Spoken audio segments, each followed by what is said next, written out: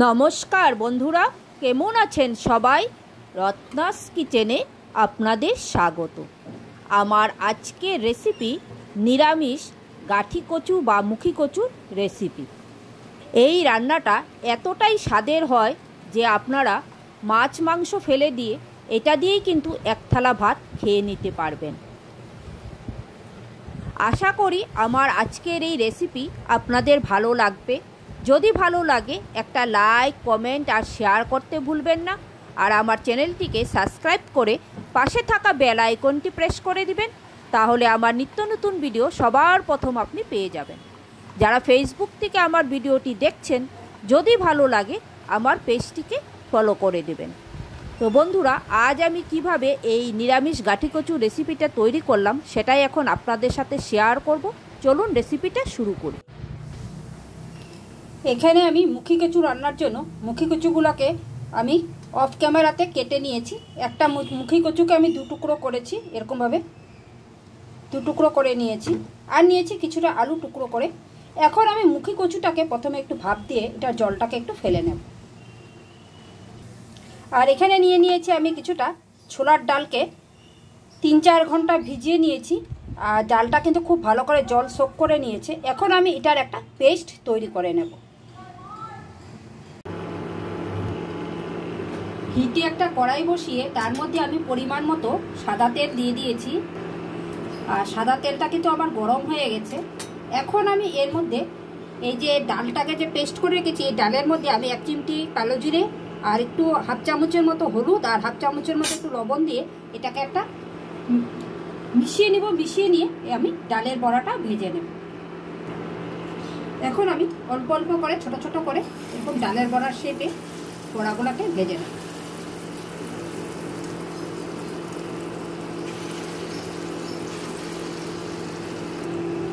ডালের বড়াগুলো আমি সব দিয়ে দিয়েছি। এখন আমি এগুলাকে একটু লাল লাল করে ভেজে নেব। ডালের বড়াগুলো আমার ভাজা হয়ে গেছে, আমি এখন লাল লাল করে ভেজে নিয়েছি। এখন আমি এই ডালের বড়াগুলোকে তুলে নেব।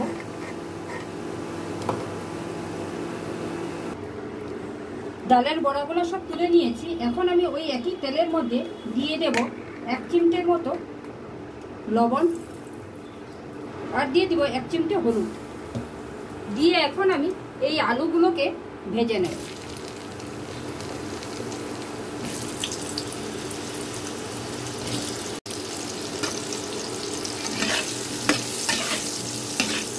এখন আমি আলুগুলোকে একটু লাল লাল করে ভেজে নেব।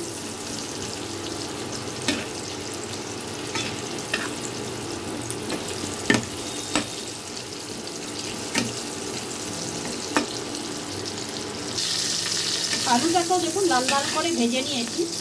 আলুটাকে এখন আমি তুলে নেব।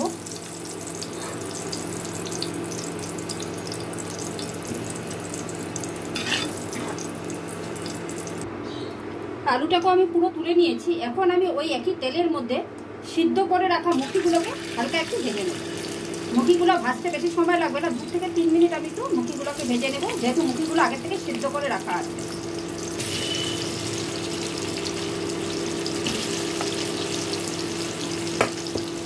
আমি 2 থেকে 3 মিনিট একটু মুখিগুলোকে একটু ভেজে নেব।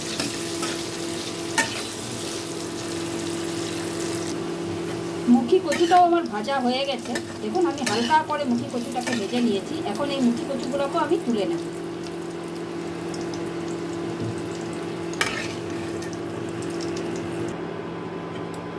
মুখিগুলোকে সব তুলে এর মধ্যে আমি দিয়ে দিয়েছি 2 টেবিল চামচের মতো সরষের তেল। রান্নাটা এখন আমি সরষের তেলে করব।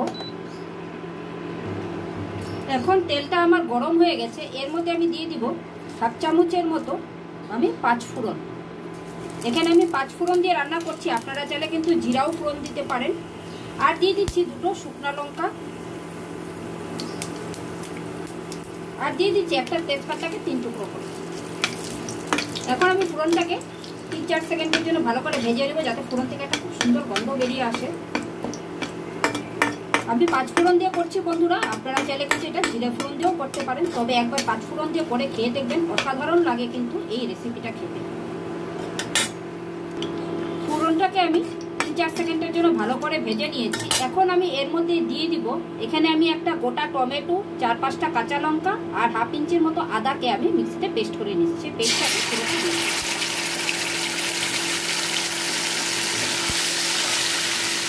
এখন এই আদা টমেটোটাকে একটু কষিয়ে নিয়ে যাতে আদা টমেটো কাঁচা গন্ধটা চলে যায়। আদা টমেটোটাকে খুব ভালো করে কষানো হয়ে গেছে। দেখুন মশলা থেকে কিন্তু তেল ছেড়ে দিয়েছে।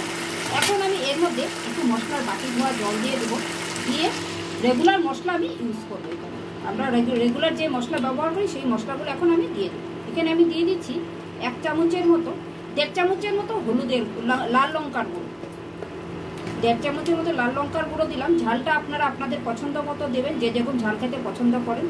আর দিয়ে দিচ্ছি 1.5 চামচের মতো ধনের গুঁড়ো, দিয়ে দিচ্ছি 1 চামচের মতো জিরের গুঁড়ো,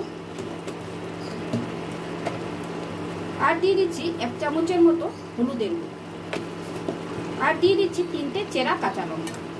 এখন এই মশলাটাকে আমি খুব ভালো করে কষিয়ে দেবো যতক্ষণ না মশলার থেকে তেল ছেড়ে দিচ্ছি। ঢাকাটা একটু তুলে দিচ্ছি। দেখুন মশলাটা কিন্তু আমার খুব সুন্দর করে কষানো হয়ে গেছে। মশলা থেকে কিন্তু একদম তেল ছেড়ে দিয়েছে, মশলার থেকে পুরো তেল ছেড়ে দিয়েছে। এখন আমি এর মধ্যে দিয়ে দেবো স্বাদ অনুযায়ী লবণ। লবণটা আমি আগে ব্যবহার করিনি,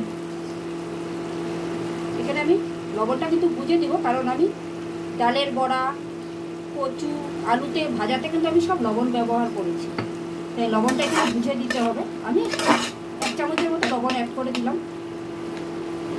এখন আমি ভেজে রাখা কচু, আলু আর ডালের বড়াটা এর সাথে অ্যাড করে দিই মশলার সাথে। এখন এই মশলার সাথে কচু, আলু, ডালের বড়াটাকে খুব ভালো করে কিন্তু 2 থেকে 3 মিনিট একটু কষিয়ে নেব। এতে কি হবে, মশলার এই কচু, আলু, ডালের বড়ার মধ্যে মশলাটাও ঢুকে যাবে আর মশলার ফ্লেভারটাও কিন্তু খুব সুন্দর এই সব কিছুর মধ্যে মিশে যাবে। এখন আমি এইভাবে 2 থেকে 3 মিনিট এই আলু, বড়া, কচুটাকে মশলার সাথে একটু কষিয়ে নেব। এই কচু, আলু, ডালের বড়াটাকে আমি 2 থেকে 3 মিনিট ভালো করে একটু কষিয়ে নিয়েছি মশলার সাথে। এখন আমি এর মধ্যে অ্যাড করে দিব, আমি এখানে 2 চামচের মতো টক দই দিয়ে নিয়েছি আর টক দইটাকে খুব ভালো করে ফেটিয়ে নিয়েছি। এখন আমি এই টক দইটাকে এর মধ্যে মিশিয়ে দেবো আর হিটটাকে কিন্তু একদম লোতে রাখবো। এখন এই টক দইটাকে খুব ভালো করে মিশিয়ে দিব মশলার সাথে।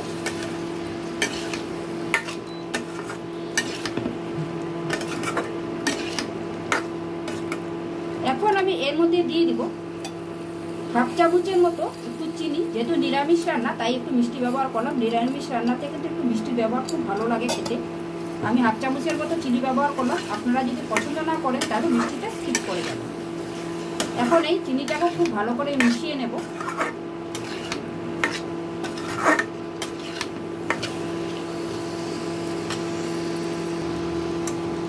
চিনি আর টক দইটাকে খুব ভালো করে মেশানো হয়ে গেছে।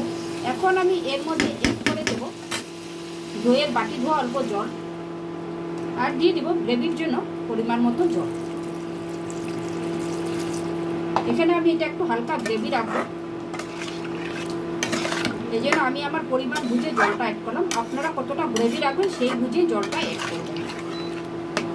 এখন এটাকে একটা ঢাকা চাপা দিয়ে আমি মিডিয়াম টু লো ফ্লেমে রেখে এটাকে 10 মিনিটের জন্য এইভাবে রান্না করব। এতে কী হবে, কচু, মুখি কচু, আলু, বড়ি, ডালের বড়ির মধ্যে সব ভালো করে গ্রেভিটা ঢুকে যাবে।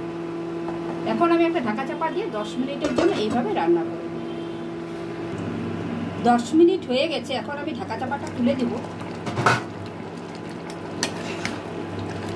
আমার কিন্তু মুখি খুব ভালো করে সিদ্ধ হয়ে গেছে, আলুও খুব ভালো করে সেদ্ধ হয়ে গেছে আর গ্রেভিটা কিন্তু আমার অনেকটাই ঘন হয়ে গেছে। এখন আমি হিটটাকে বন্ধ করে দেব।